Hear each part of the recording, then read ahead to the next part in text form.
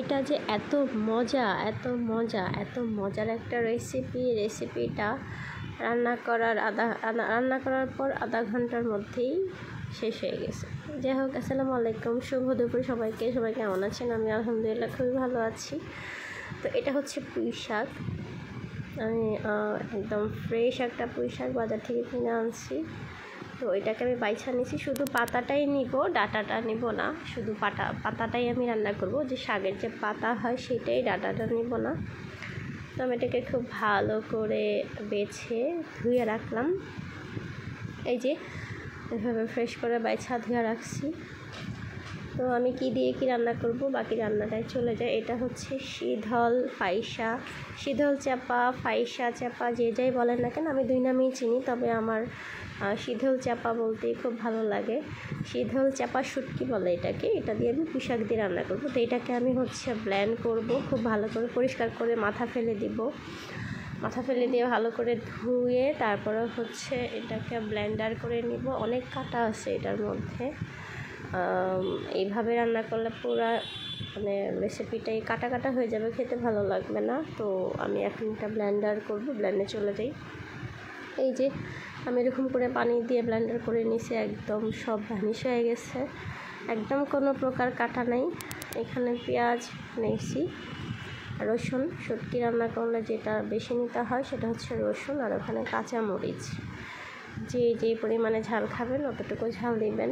আমি যতটুকু পরিমাণে ঝাল খাবো অতটুকু নিয়ে নিছি। আমি তেলটা গরম দিয়ে দিলাম, তেলের পরিমাণটাও একটু বেশি লাগবে। তো আমি শীধল চাপা দিয়ে পুঁই শাক রান্না করব। তো আমি পেঁয়াজ আর রসুন তেলে হালকা ভেজে নেব, বেশি ভাজবো না। তো ওখানে এটা ভাজা হোক, এই ফাঁকে আমি এই যে এটা কেটে নিচ্ছি, পুঁই শাকটা চিকন চিকন করে কাইটা নিচ্ছি পাতাটা। তো এভাবে যখন শুটকি দিয়ে এভাবে রান্না করে, এটা এরকম করে চিকন চিকন করে কাইটা নিতে হয়। বড় বড় করে কাটলে ভালো, রান্না করে খেতে ভালো লাগে না। বড় করে পাতাটা যখন বড় থাকে ওভাবে খেতে ভালো লাগবে না, চিকন করে কাইটা নিলেই ভালো লাগে। তো আমি লবণ দিয়ে দিলাম, ধনিয়া গুঁড়া দিয়ে দিলাম। শুটকি রান্নায় আমি সবসময় ধনিয়া গুঁড়াটা একটু বেশি দিই।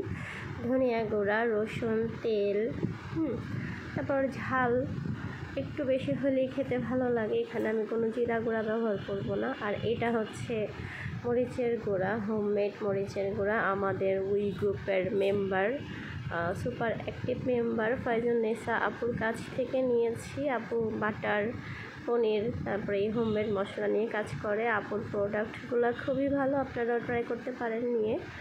তো এই যে আমি আপুর মরিচের গুঁড়া দিয়ে রান্না করব। আপুর মশলাগুলো খুবই ভালো, সব কিছুই ভালো। তাই মরিচের গুঁড়া দিয়ে দিলাম। তারপর ভালো করে তেলে মশলাটা ভেজে নিচ্ছি। এখন দিয়ে দিব ওই যে শীধল চাপা ব্লেন্ডার করে রাখছি ওইটা, তো দিয়ে দিলাম। তারপর জগটা ধুয়ে অল্প পরিমাণে পানি দিয়ে দিলাম। তো সব মশলা আমি খুব ভালো করে কষাই নেব। এখানে আমি আর কোনো পানি ব্যবহার করব না, এতটুকুই যথেষ্ট। তো এই যে আমার মশলাটা কষানো হয়ে গেছে খুব ভালো করে। তেল উঠে আসছে, কি দারুণ একটা ঘ্রাণ বের হচ্ছে, বইলা বোঝাইতে পারবো না। পুঁই শাকের ঘ্রাণটাও আমার দারুণ লাগে। এই চাপা শুটকি, এই চাপা শুটকি না, শীধল চাপা বলে এটাকে। তো এই শুটকির ঘ্রাণটাও আমার দারুণ লাগে। তো এই যে আমি এখন এভাবে চিকন চিকন করে কাইটা রাখা পুঁই শাকটা দিয়ে দিব। আমি আবারও বলছি, এখানে কোনো প্রকার ডাঁটা নেই, শুধু পাতা। তো শাকটা আমি দিয়ে দিচ্ছি, দিয়ে খুবই ভালো করে নাড়ব। এখানে আর কোনো প্রকার পানি দিব না। বাকি রান্নাটা হাই হিটে করব, কারণ শাকটা সিদ্ধ হইতে টাইম লাগে না। এই শাকটা অতিরিক্ত মাত্রায় সিদ্ধ হইলে খেতে ভালো লাগবে না, আসল গুণাগুণটাও চলে যাবে। তো আমি বাকি রান্নাটা হাই হিটে করছি। আর বেশিক্ষণ শাক রান্না করলে টক হয়ে যায়, খেতেও ভালো লাগে না। তো এই যে যতক্ষণ লাগে সিদ্ধ হইতে ততক্ষণ আমি রাখবো। আমি দিয়ে দিচ্ছি কাঁচামরিচ, ফ্লেভারটাও ভালো আসবে, খেতেও ভালো লাগবে।